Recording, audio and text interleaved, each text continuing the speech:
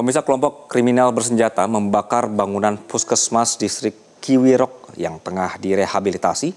Aksi ini memicu kontak tembak dengan aparat Satgas Operasi Damai Kartens. Peristiwa ini terjadi pada Senin pagi sekitar pukul 6.20 waktu Indonesia Timur. Pelaku pembakaran diduga dari kelompok bersenjata atau KKB Kodap 15 Ngalum Kupel. Kasatgas Humas Operasi Damai Kartens Kombes Pol Yusuf Sutejo membenarkan peristiwa ini. Satgas segera merespons setelah mendeteksi asap hitam tebal dari arah puskesmas.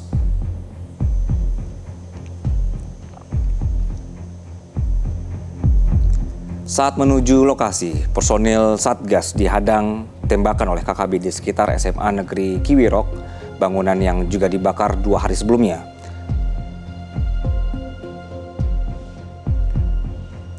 Dalam kontak tembak ini, aparat berhasil memukul mundur kelompok KKB yang kemudian melarikan diri ke arah Desa Lolim.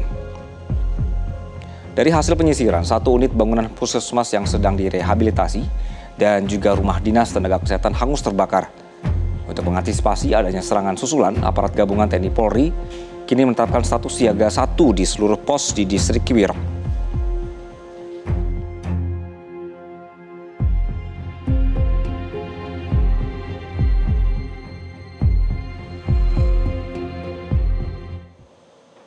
Kami ajak Anda untuk melihat situasi terkini.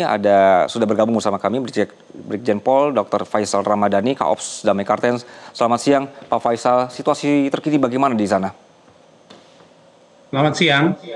Kami barusan saja berkomunikasi langsung dengan Kepala Pos Damai Kartens di Kiwirok, di mana dilaporkan memang kita masih siaga. Barusan ada gangguan tembakan terhadap pos Damai Kartens, tapi bisa kami antisipasi.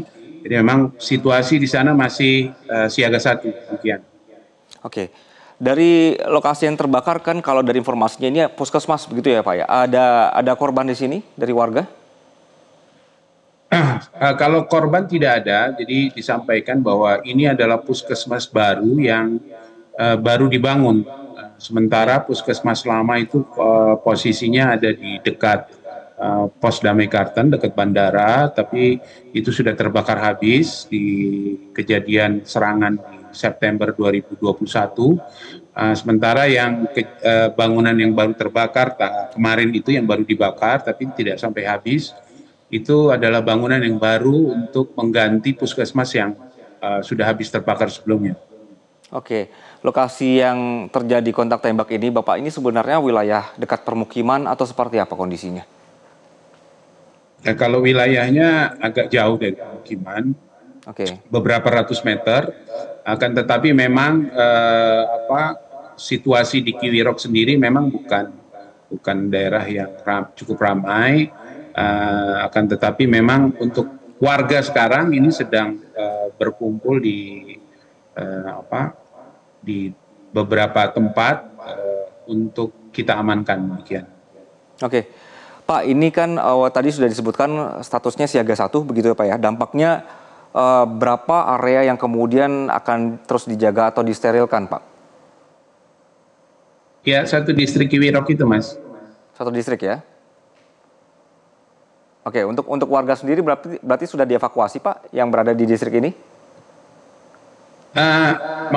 Warga tidak dievakuasi dari distrik, tapi dievakuasi ke beberapa tempat. Saya tidak bisa sampaikan, tapi tempat ini kita sudah jaga posisinya. Oke, Pak, ini sebenarnya kelompok-kelompok ini kemudian mengintimidasi wilayah ini. Apakah mereka ada pernyataan khusus atau pernyataan yang disampaikan? Sampai sekarang kita sedang mendalami motif dan alasan mereka melaksanakan kegiatan, karena sebetulnya Kiwirok ini sudah 4 tahun kurang lebih ini sudah cukup aman sejak aksi mereka 2021 September 2021. Setelah 4 tahun ini baru ada aksi lagi. Jadi diawali dari tanggal 25 September hari Kamis kemarin.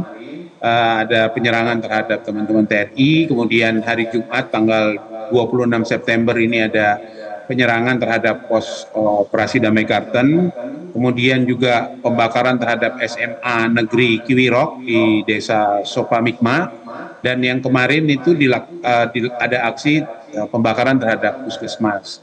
Memang kita sedang mendalami karena biasanya kalau untuk ini pasti ada kelompok-kelompok lain yang masuk dari Kiwirok. Ini kita sedang dalami karena kita mendapatkan informasi kelompok-kelompok KKB lain selain yang ada dari Kiwirok ini, seputaran Kiwirok juga sudah merapat. Tentunya makanya kita sedang melakukan pemetaan demikian. Oke.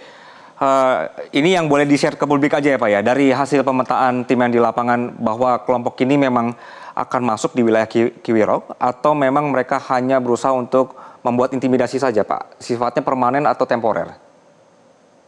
Ya, ini yang sedang kita dalami karena kita melihat adanya beberapa kelompok, bukan hanya kelompok seputaran Kiwirok yang melakukan aksi, tapi ada kelompok-kelompok lain yang berasal dari kelompok-kelompok kelompok-kelompok KKB yang bukan berasal dari Kiwirok. Ada yang dari Okika, kemudian ada yang dari Okbab, dan ini kita sedang identifikasi, Mas.